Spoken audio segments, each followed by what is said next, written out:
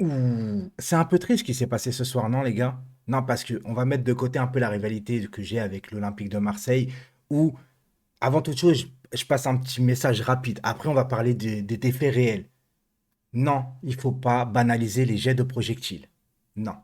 C'est pas parce qu'il y en a partout dans les stades qu'on dit ouais, mais c'est comme d'habitude, il y en a partout, il y en a partout. Oui, alors non, on ne doit pas accepter ça. Parce qu'un jour, un gros projectile, que ce soit une bouteille en plastique, une bouteille de bière, une bouteille de ce que tu veux, même un autre projectile, ça peut rendre quelqu'un KO, ça peut être dangereux pour pour l'intégrité physique d'un joueur de football. Et on ne doit pas banaliser ça en vérité. Tu vois ce que je veux dire? Maintenant, j'ai un petit message quand même à faire passer aux supporters, à faire passer, pardon, aux supporters de Marseille. Ne vous offusquez pas de certaines choses alors que vous faites pareil. Mais c'est exactement la même chose au Parc des Princes, c'est exactement pareil à Nice, à Marseille, etc. Mais ne pas s'offusquer de choses qui se passent aussi chez toi. Parce que viens pas me dire que tu as déjà oublié il y a 2 ans ce qui s'est passé au Vélodrome avec Neymar où il était obligé de tirer le corner sous des CRS avec des boucliers, ou l'épisode Ronaldinho au parc avec des porte-drapeaux, les pétards, etc. On n'oublie rien.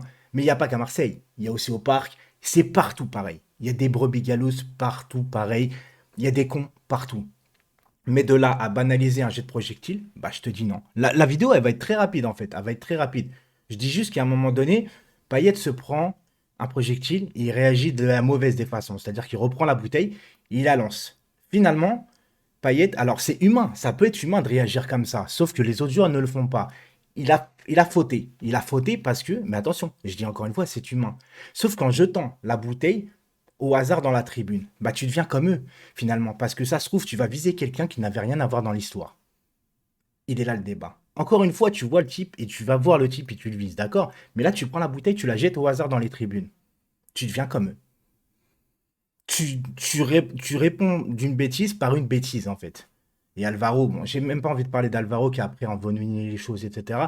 Mais les supporters qui ont envahi le terrain alors que leur faute, c'est eux d'abord, tu vois. C'est eux qui agissent, on répond, et après ils re-répondent. Genre, t'as pas le droit de faire ça. À un moment donné, il faut prendre leurs responsabilités. La Ligue doit vraiment frapper fort. Pour moi, il y a jet de projectile tout le match. Je dis bien tout le match.